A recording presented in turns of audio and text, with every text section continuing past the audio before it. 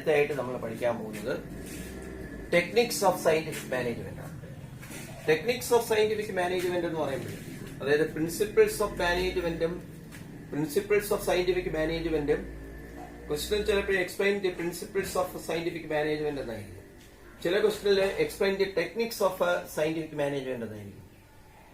പല സ്റ്റുഡൻസ് ഇത് തെറ്റിദ്ധരിച്ച് ടെക്നിക്സ് ചോദിക്കുമ്പോൾ പ്രിൻസിപ്പിൾസ് എഴുതാറുണ്ട്, പ്രിൻസിപ്പിൾസ് ചോദിക്കുമ്പോൾ ടെക്നിക്സ് എഴുതാറുണ്ട്. അങ്ങനെ വരരുത്.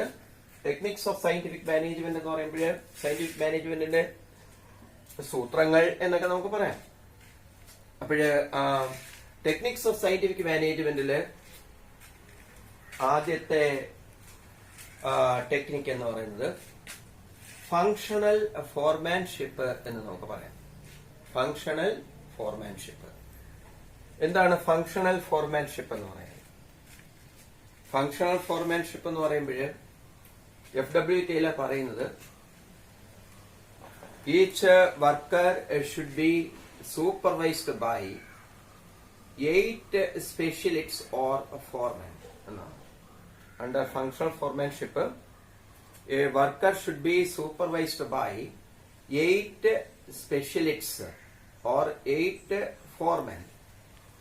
8 വിദഗ്ധർ ചേർന്നാണ് ആരെ സൂപ്പർവൈസ് ചെയ്യുന്നത്? ഒരു വർക്കറെ സൂപ്പർവൈസ് ചെയ്യുന്നത് എന്നാണ് പറഞ്ഞിരിക്കുന്നത്. ഒരു വർക്കറെ സൂപ്പർവൈസ് ചെയ്യാൻ 8 പേര് വേണം എന്നുള്ളതാണ്. അതായത് ഫങ്ഷണൽ ഫോർമാൻഷിപ്പില് നമ്മൾ ഓർക്കേണ്ടത് പ്രൊഡക്ഷൻ ഇൻചാർജ് അതുപോലെ പ്ലാനിംഗ് ഇൻചാർജ് രണ്ട് കാര്യങ്ങൾ ഓർക്കണം. പ്ലാനിംഗ് എന്ന് പറയുന്നത്, ആസൂത്രണം എന്ന് പറയുന്നത് കൈകാര്യം ചെയ്യുന്നത് ആരാണ്? ആസൂത്രണം, ചില കാര്യങ്ങൾ ആസൂത്രണം ചെയ്യുന്നുണ്ട്, പ്ലാൻ ചെയ്യുന്നുണ്ട്, പ്ലാനിംഗ് ഇൻചാർജ്.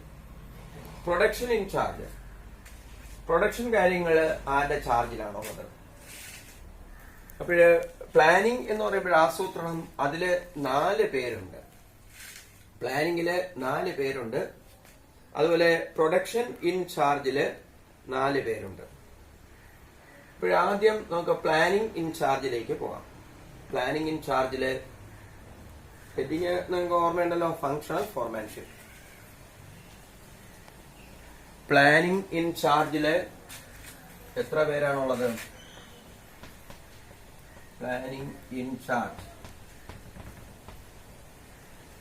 അതില് 4 പേരാണുള്ളത്. ഒന്നാമത്തത് ഇൻസ്ട്രക്ഷൻ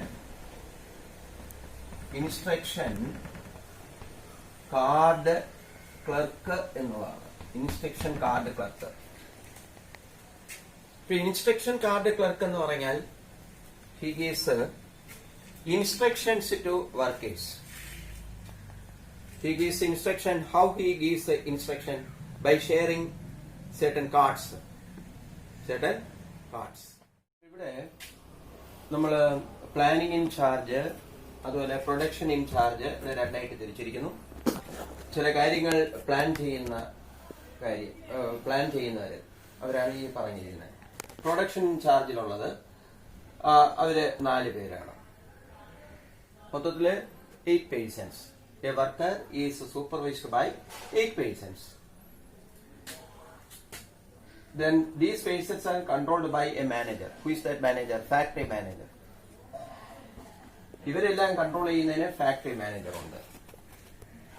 ഇവിടെ വർക്കറെ കൺട്രോൾ ചെയ്യുന്നത് 4 പേര്, പ്ലാനിംഗ് ഇൻചാർജിലുള്ള 4 പേര്, അതുപോലെ പ്രൊഡക്ഷൻ ഇൻചാർജിലുള്ള 4 പേര്, അങ്ങനെ മൊത്തം 8 പേര്. ഇതാണ് ഫങ്ഷണൽ ഫോർമാൻഷിപ്പ് എന്ന് പറയുന്നത്. ഇപ്പോഴീ 4 പേരെ കുറിച്ച് ആദ്യത്തെ ഈ പ്ലാനിംഗ് ഇൻചാർജിലെ 4 വ്യക്തികളെ കുറിച്ച് നമുക്ക് മനസ്സിലാക്കാം. വർക്കറെ സൂപ്പർവൈസ് ചെയ്യുന്ന 4 പേര്. Instruction card clerk. Who is the instruction card clerk? He gives instructions to workers. How he gives instructions to workers? By sharing certain cards, instruction cards. Instructions വർക്കേഴ്സിന് കൊടുക്കുകയാണ്. അങ്ങനെ ഇൻസ്ട്രക്ഷൻസ് വർക്കേഴ്സിന് കൊടുക്കുന്നത് എങ്ങനെ? ചില ഇൻസ്ട്രക്ഷൻ കാർഡുകൾ കൊടുത്താണ്. ഇൻസ്ട്രക്ഷൻ കാർഡ് കൊടുത്ത് ഇപ്പൊ ന്യൂക്ലിയസിന്റെ ഫീ കാർഡൊക്കെ നിങ്ങൾക്ക് കിട്ടുമ്പോൾ, എനിക്കത് വ്യക്തമായിട്ട് അറിഞ്ഞൂടാ, ഫീ കാർഡ് കിട്ടുമ്പോഴേ ചിലപ്പോൾ ഐഡന്റിറ്റി കാർഡൊക്കെ കിട്ടുമ്പോഴേ അതിൽ ചിലപ്പോൾ ഇവിടുത്തെ ഇൻസ്ട്രക്ഷൻസ് ഒക്കെ കാണും. ഇപ്പോഴതില് ഇൻസ്ട്രക്ഷൻ കാർഡില് ചില കാര്യങ്ങളൊക്കെ പറഞ്ഞിരിക്കും, ചില ഇൻസ്ട്രക്ഷൻസ് കാണും. ഫീസ് ഇത്രാം തീയതിക്ക് ഇത്ര ദിവസത്തിനകം അടച്ചിരിക്കണം, ഒരു മാസം ഫസ്റ്റ് ഇൻസ്റ്റാൾമെന്റ് ഇത്ര ദിവസത്തിനുള്ളിൽ അടച്ചിരിക്കണം, ഇങ്ങനെയൊക്കെ ചിലപ്പോൾ ഇൻസ്ട്രക്ഷൻസ് കാണും. അതേപോലെ വർക്കേഴ്സ് പ്രവർത്തിക്കുന്നതിന് ചില ഇൻസ്ട്രക്ഷൻസ് കൊടുക്കുന്ന വ്യക്തിയാണ് instruction card clerk. Next we can go to route clerk. Route എന്ന് പറയുമ്പോൾ വഴി എന്നുള്ളതാണ്. അതായത് ഇവിടെ പ്രൊഡക്ഷനുള്ള റൂട്ട് നിർണ്ണയിക്കുന്ന ആളാണ്. പ്രൊഡക്ഷൻ നടത്തുമ്പോൾ ഏത് രീതിയിലേക്ക് മൂവ് ചെയ്യണം എന്നുള്ള കാര്യം, അത് കമ്പനിയുടെ കാര്യങ്ങളാണ്. അത് പ്രാക്ടിക്കലായിട്ട് നമുക്ക് അറിയാൻ മാർഗമില്ല. പക്ഷെ നിങ്ങൾ മനസ്സിലാക്കുക, പ്രൊഡ്യൂസ് ചെയ്യുമ്പോൾ എങ്ങനെ ഏത് ഭാഗത്തൊക്കെ ഏത് സെക്ഷനിലേക്ക് നീങ്ങേണ്ടി വരും എന്നുള്ളത് നിശ്ചയിക്കുന്ന വ്യക്തിയാണ് route clerk. Route clerk specifies the route of production എന്ന് പറയും. He specifies the route of production. Time and cost clerk. He prepares a time and cost sheet.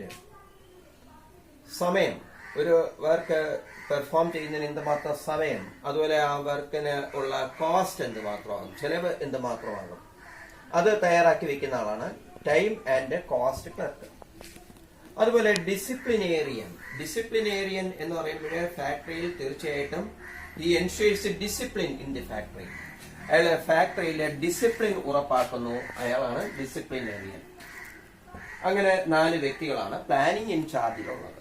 Disciplinarian discipline ഉറപ്പാക്കുന്നു. പ്രൊഡക്ഷൻ ഇൻചാർജില് സ്പീഡ് ബോസ്. ബോസ് എന്ന വാക്കിന്റെ അർത്ഥം നിങ്ങൾക്ക് അറിയാം, യജമാനൻ എന്നുള്ളതാണ് ബോസ്.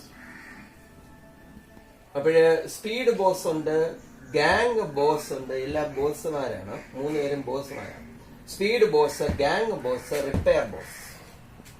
സ്പീഡ് ബോസ് എന്ന് പറയുമ്പോൾ he ensures accurate and timely completion of a job. Speed boss ensures the timely and accurate completion of a job. ഒരു നിശ്ചിത ജോലി നിശ്ചിത സമയത്തിനുള്ളിൽ വേഗത്തിൽ തീർക്കേണ്ടിയിരിക്കുന്നു, അത് ഉറപ്പുവരുത്തുന്ന ആളാണ് സ്പീഡ് ബോസ്.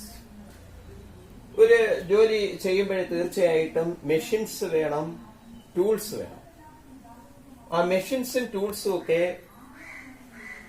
ഉറപ്പാക്കുന്ന വ്യക്തി, കീപ്പ് ചെയ്യുന്ന വ്യക്തിയാണ് ആര്? Gang boss. അപ്പോൾ ഗാങ് ബോസ് എന്ന് പറഞ്ഞാൽ he keeps machines and tools. Gang boss keeps machines and tools. Then repair boss. ആ വാക്ക് തന്നെ നമുക്ക് റിപ്പയർ ബോസ്, അറ്റകുറ്റപ്പണിയാണ് റിപ്പയർ എന്ന് പറയുന്നത്. അപ്പോൾ റിപ്പയർ ബോസ് എന്ന് പറയുമ്പോൾ ആ റിപ്പയർ ബോസ് എന്ത് ചെയ്യുന്നെന്ന് വെച്ചാൽ, റിപ്പയർ ബോസ് ഒരു കാര്യം ഉറപ്പാക്കുകയാണ്. Repair boss ensures the proper working condition of machines and tools.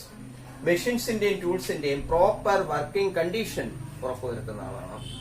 മെഷീൻസും ടൂൾസും ഉണ്ട്, അത് സുഗമമായി പ്രവർത്തിക്കുന്നുണ്ടോ, അതിന്റെ പ്രോപ്പർ വർക്കിംഗ് കണ്ടീഷൻ ഉറപ്പ് വരുത്തുന്ന വ്യക്തി റിപ്പയർ ബോസ് എന്ന് പറയാം.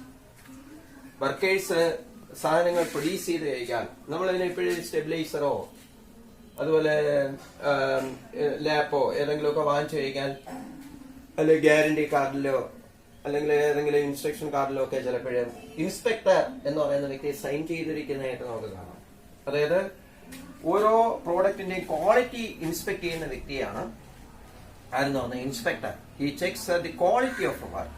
ക്വാളിറ്റി, വർക്കിന്റെ ക്വാളിറ്റി ഉറപ്പുവരുത്തുന്ന വ്യക്തിയെ നമുക്ക് ആരെന്ന് പറയാം? ഇൻസ്പെക്ടർ എന്ന് പറയാം. ചുരുക്കി പറഞ്ഞാൽ വർക്കറെ സൂപ്പർവൈസ് ചെയ്യുന്ന ഇത്രയും പേരാണ്, 8 പേരാണ്. ഇതാണ് ഫങ്ഷണൽ ഫോർമാൻഷിപ്പ്.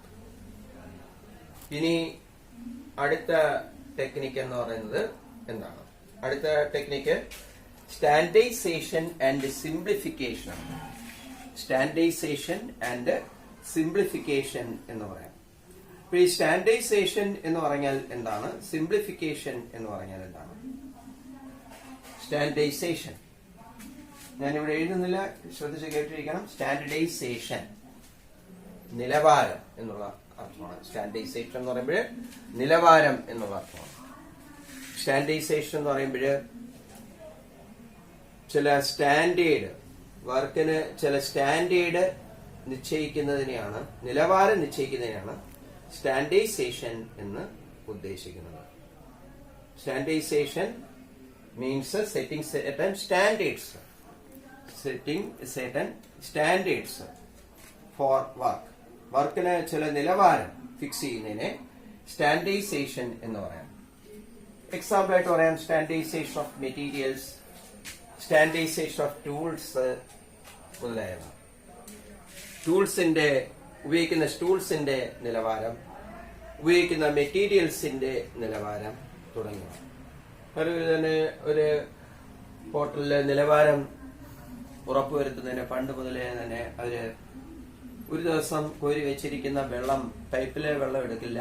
ഒരു ദിവസം കോരി വെച്ചിരിക്കുന്ന വെള്ളം അടുത്ത ദിവസം ഉപയോഗിക്കില്ല. ചായയൊക്കെ ഉണ്ടാക്കുന്നതിന് കിണറ്റിൽ നിന്ന് കോരിയെടുത്ത വെള്ളം തന്നെ ഉപയോഗിക്കും.